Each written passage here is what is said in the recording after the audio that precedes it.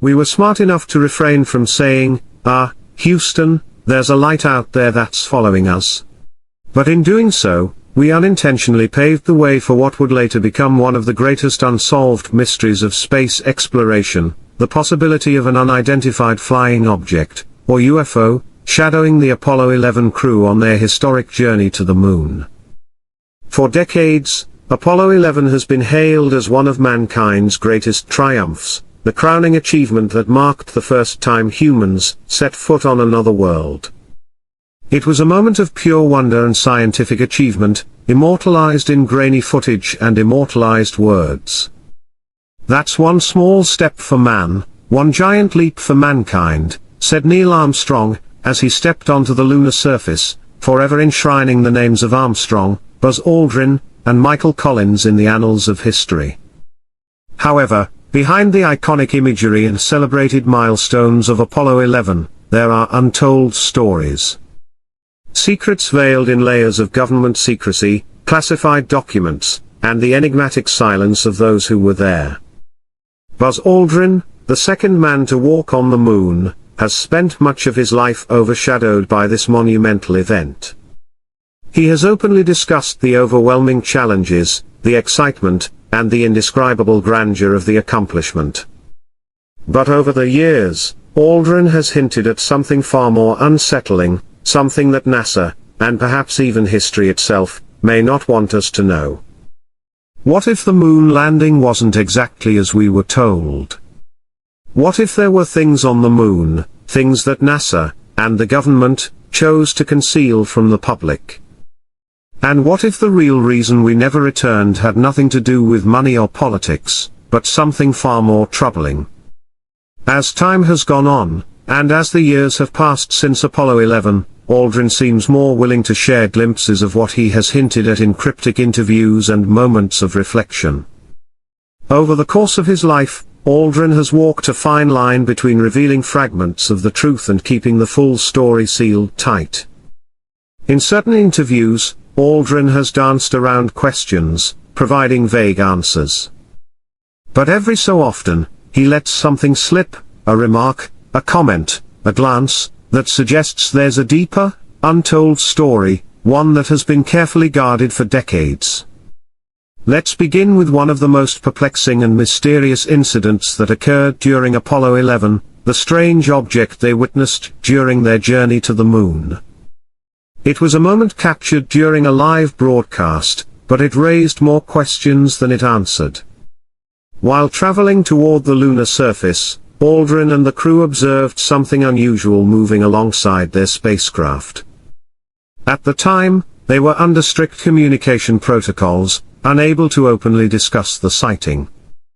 But over time, Aldrin has admitted that they did indeed see something that didn't seem to belong to their spacecraft, or to any known debris. In later interviews, Aldrin carefully chose his words, acknowledging the sighting but downplaying any implications. Yet behind closed doors, Aldrin confided that they were not alone on their journey. Something, or someone, was observing them from afar. Then there was the moment the crew actually landed on the moon. Many have analyzed the radio transmissions between NASA and the Apollo 11 astronauts, but there is one transmission that has sparked decades of speculation. Shortly after landing, there was a strange and unexplained gap in communication. Some believe that during this silence, Armstrong and Aldrin were speaking on a separate, classified channel, one that the public was never meant to hear. Leaked accounts suggest that, in this period of radio silence, Armstrong described seeing something extraordinary, lights, structures, even figures standing on the edge of a crater, silently watching them. And Aldrin, too, would later speak of an uncanny sense of not being alone on the lunar surface. But perhaps the most telling moment came when Aldrin, in an interview years later, casually remarked that when they landed, we weren't alone. Was he speaking figuratively, or was he suggesting something far more profound, that they were not the first to visit the moon? What was NASA keeping hidden from the world? Why did they choose not to reveal this crucial detail to the public? The mystery only deepens when we consider why humanity never returned to the moon after the Apollo missions. Officially, NASA claimed it was due to funding cuts and shifting priorities. But Aldrin has hinted at something else, something more ominous. In rare, unguarded moments, Aldrin has talked about the moon's mysteries, how much we still don't understand about our closest celestial neighbor. Some believe that the Apollo missions encountered something on the moon, something so profound that it caused NASA to rethink its plans. Perhaps the moon is not the cold, lifeless rock we've been told it is. Perhaps there are secrets hidden within its surface, secrets that some in power believe humanity is not ready to uncover. Then there is Aldrin's curious interest in Mars. For years, he has advocated for sending humans to the Red Planet, not just as a scientific goal, but as a necessary step for humanity's future. But what if Aldrin's interest in Mars is about more than just scientific exploration? What if, over the years, he has come to suspect that Mars holds answers to questions far greater than we've ever imagined? Could it be that he knows something about Mars, or perhaps even about life beyond Earth, that the rest of us have yet to discover? And what about Phobos, one of Mars's moons? Aldrin himself has pointed to a curious object on its surface, a large, rectangular monolith, that defies conventional explanation. He has called it an unusual structure, urging further investigation into its true origins. Is he trying to tell us something without saying it outright? Could the monolith on Phobos be the key to unraveling a mystery about Mars that is far older and deeper than we realize?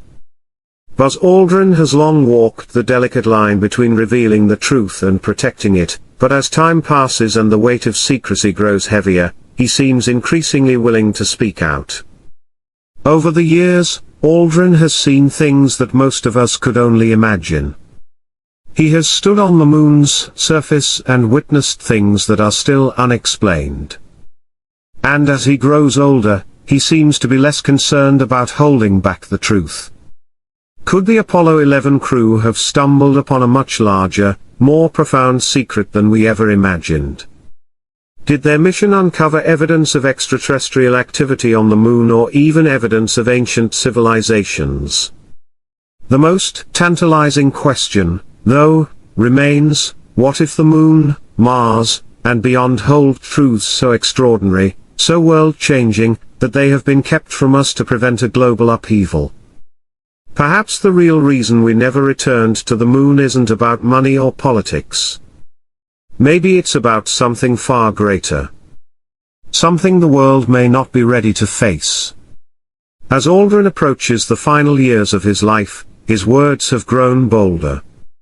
He has seen things in space that we cannot yet comprehend, and he has walked on a world that remains shrouded in mystery.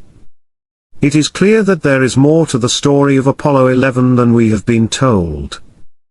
There are secrets about the moon, Mars, and the universe that we may not be ready to uncover, but Buzz Aldrin, whether intentionally or not, has spent his life pointing toward those very truths. The greatest mystery, perhaps, isn't what we've been told about space, but what we've been deliberately left in the dark about.